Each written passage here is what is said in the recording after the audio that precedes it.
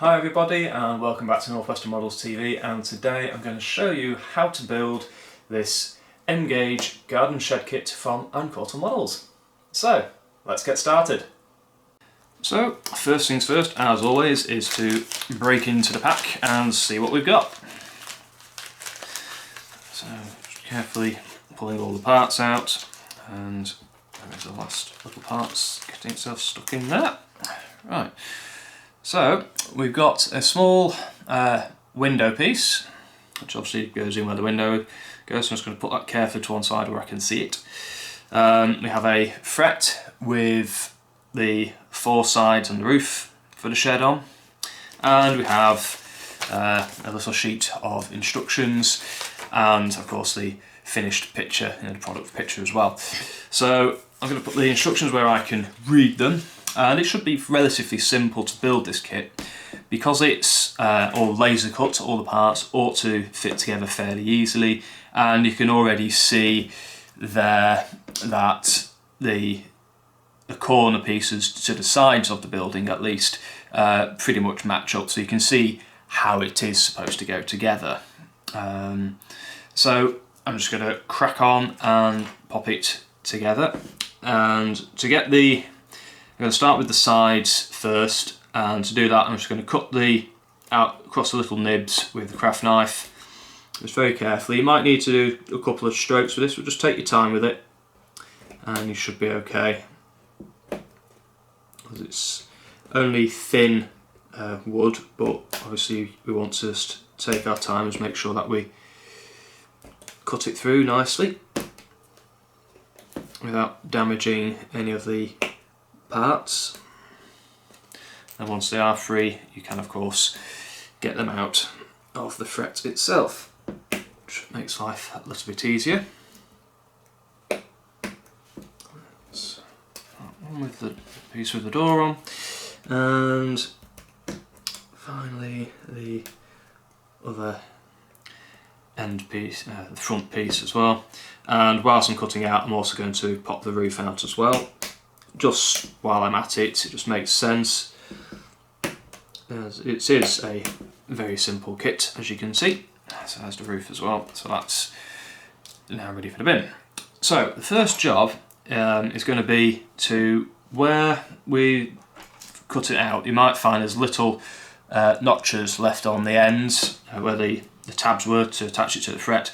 I'm just going to give them a quick clean with this needle file. You could probably use a little piece of sandpaper or something, but just give it a quick going over, because this is just going to relieve any height problems that there may be, and just make it just a little bit nicer to put together. And just take your time with it, and just cleans it all up a bit nicer.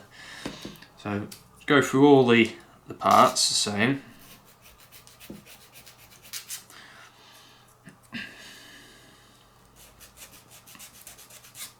It doesn't take too long because it's only a very small area, so there's no need to go mad with it. Just take off what needs to be taken off.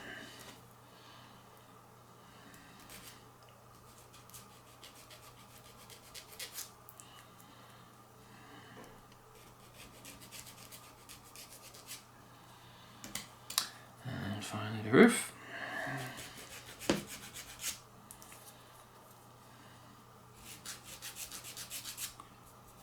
There we are. Right then.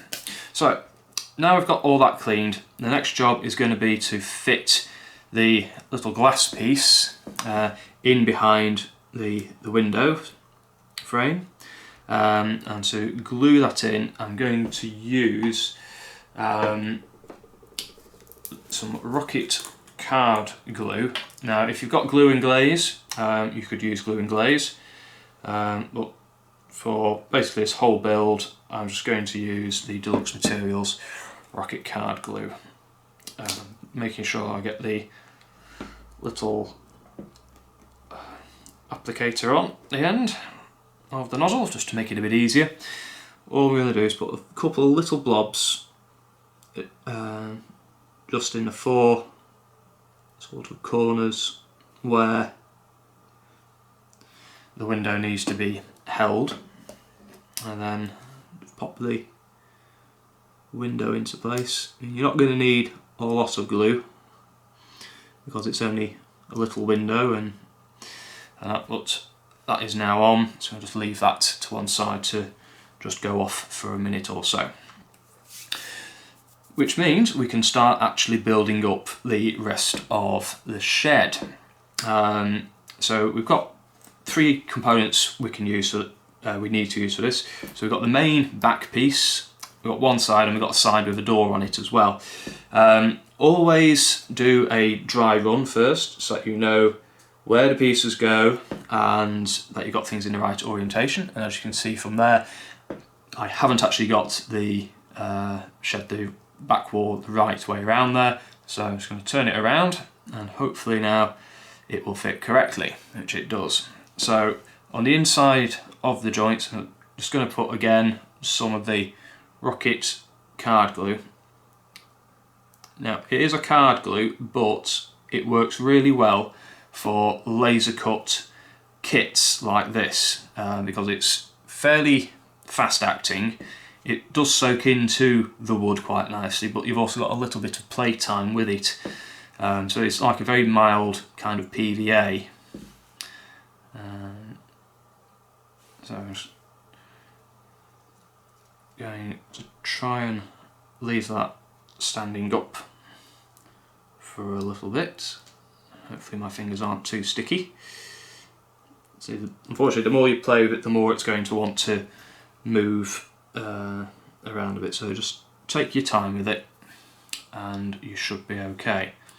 Now I want to get the other side piece on, and then the front, and it all goes together in the same way as that. It's nice and simple, nice and easy. Now because it is small, obviously it's going to be quite fiddly to do, but you should be able to manage it fairly quickly, I would think. And the true strength of this kit will come together once you've got the roof on to hold it all nice and square and level.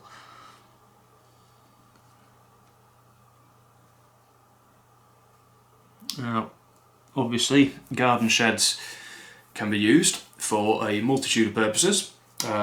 Notably, well, probably the most obvious one is if you are doing a garden or an allotment area on your layout. But if you are perhaps modelling the preservation scene, you'll find that quite often garden sheds get used quite a bit for storage because they are quick and relatively cheap for the railways to get hold of and build up. So you could potentially use one as like a little storeroom, perhaps for the permanent way team or something like that. Or even if it was a very small preserved railway, they might even use one as a signal box or something like that. Obviously it's entirely up to you, it's your layout, and you can build it exactly how you want, and to put this little garden shed in exactly where you want. But I think the vast majority will quite happily put it together in a little garden or an allotment scene.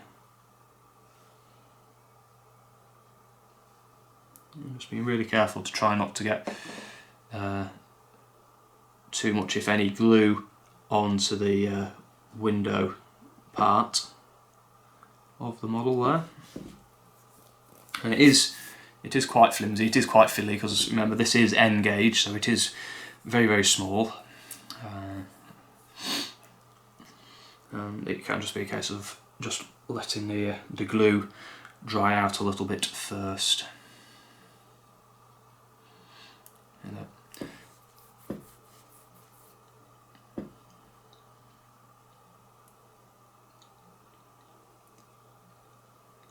And just reading through the instructions there, it does say if you wanted, you could build this model with the door open on it, in which case you would have to release the door from the wall section and then glue it in the required position that you wanted it, if you wanted it open. But for the simplicity and the fact that this will be going to various shows, as a display item. I'm not going to be having the door wide open on it. So it's now time to fit the roof, and all I'm going to do is just put a little bit of glue just around the top edge of the model.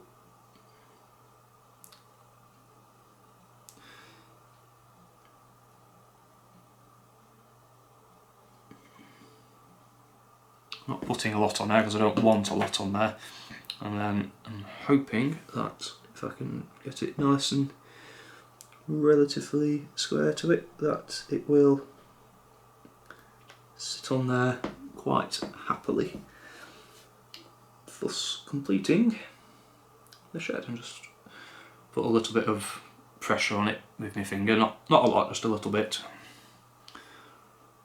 And to me it looks pretty good.